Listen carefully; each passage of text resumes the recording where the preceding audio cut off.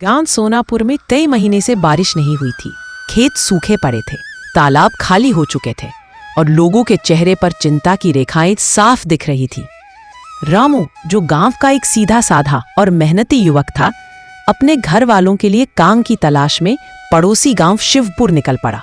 शिवपुर पहुंचकर रामू ने कई जगह काम ढूंढा, लेकिन कहीं कुछ नहीं मिला। तभी उसे खबर मिली कि गांव का बड़ा व्यापारी मोहनलाल सेठ नए कामगार ढूंढ रहा है। रामू ने सोचा, चलो इन्हीं के पास कोशिश करता हूँ। सेठ की हवेली के बाहर जाकर रामू बोला, सेठ जी, मैं दूसरे गांव से आया हूँ। अकाल के कारण मेरे गांव में कुछ काम नहीं बचा। क्या आपके पास मेरे लिए कोई काम है? मोहनलाल सेठ ने रामू को ऊपर से नीचे देखा और कहा, देखो बेटा, मेरे पास एक काम तो है पर आसान नहीं है। मेरे पास 40 ऊंट और 30 घोड़े हैं। उनकी देखभाल करनी होगी, चारा, पानी, सफाई, सब कुछ।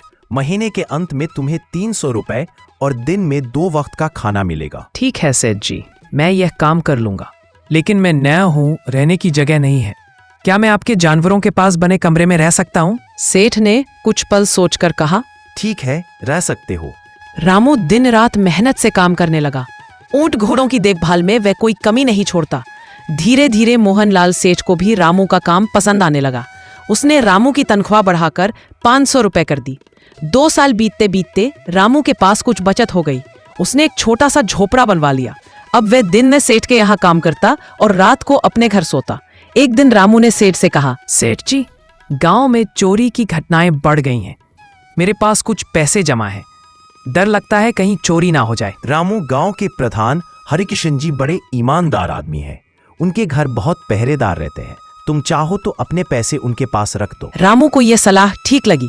वह उसी दिन प्रधान हरिकिशन जी के घर गया। नमस्ते प्रधान जी, मैं रामू हूँ, सेठ जी के यहाँ काम करता हूँ। मैंने सालों की मेहनत से 7,000 रुपए जमा किए हैं। गांव में चोरी की घटनाएं बढ़ रही हैं। क्या आप कुछ दिन तक मेरे पैसे सुरक्षित रख सकते हैं? प्रधान ने मुस्कुराते हुए कहा, अरे रामू, तुम्हारी ईमानदारी के बारे में बहुत सुना है। तुम्हारे पैसे मेरे पास बिल्कुल सुरक्षित रहेंगे। रामू ने पैसे उनके पास रख दिए। कुछ साल बीते। रामू ने सोचा, अब अपने खेत खरीदने का समय आ गया है। वह प्रधान के पास अपना पैसा लेने पहुंचा। प्रधान जी, मुझे मेरे 7,000 रुपए चाहिए। मैं जमीन खरीदना चाहता हूँ। कौन से पैसे? मेरे पास तो ऐसे कई लोग पैसे रखते हैं। तुम्हारे पास कोई रसीद है? रामू हैरान रह गया। प्रधान जी, आपने ही तो कहा था कि चिंता मत करो। अब आप ही ऐसे बोल रहे हो? बिना कागज के कुछ नहीं मिलता। जाओ यहाँ से। रामू बहुत दुखी हो गया।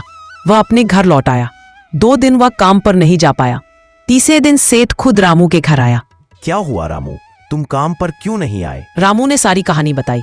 सेठ को बहुत अफसोस हुआ। रामू, गलती मेरी भी है। मैंने ही तुम्हें प्रधान के पास भेजा, लेकिन मेरे पास एक तरकीब है जिससे तुम्हारे पैसे वापस मिल सकते हैं। अगले दिन मोहनलाल सेठ बहुत सारे पैसे एक बड़े ब्रीफकेस में भरकर प्रधान हरिकिशन के घर पहुंचा। नमस्ते प्रधान जी, मैं कुछ महीनों के लिए बाहर व्यापार करने जा रहा हूँ। 2 लाख मेरे पास है। गांव में चोरी ज्यादा हो रही है। क्या आप ये पैसा अपने पास रख सकते हैं? प्रधान की आंखें चमक उठी। अरे सेठ जी, आपके पैसे मेरे पास बिल्कुल सुरक्षित रहेंगे। आप निश्चिंत होकर जाइए। तभी रामू वहां पहुंच गया। प्रधान ने रामू को देखते ही कहा, अरे रामू, माफ करना, उस दिन तुम्हें पहचान नहीं पाया। रुको, तुम्हारे पैसे अभी देता हूँ। प्रधान ने झटपट रामू के 7,000 लौटा दिए। लो बेटा, तुम्हारे पैसे। और हाँ, उस दिन मेरे आदमियों ने जो तुम्हारे साथ गलत व्यवहार किया, उसके लिए भी माफ करना। रामू ने बिना कुछ कहे अपने पैसे ले लिए। सेठ ने प्रधान से कहा, ठीक है प्रधान जी, अब मुझे अपने पैसे आपके पास रखने की जरूरत नहीं है। व्यापारी खुद गांव आ रहे हैं। धन्यवाद। सेठ और रामू वहां से चले गए। प्रधान सिर पकड़कर बैठ गया। धत तेरी की, बड़े माल के चक्कर में छोटा भी गया। रामू ने सेठ से कहा, सेठ जी, अगर आप ना होते तो मेरी सारी मेहनत बेकार हो जाती। सेठ ने मुस्कुराते हुए कहा, रामू, जो ईमानदारी से मेहनत करता है उसका नुकसान ऊपर वाला नहीं होने देता, और जो धोखा देता है उसका अंत यही होता है। सीख, बिना लिखित सबूत के किसी को पैसे ना दें। ईमानदारी और मेहनत से कमाए पैसे की रक्षा जरूरी है। लालच और धोखे का परिणाम हमेशा बुरा होता है।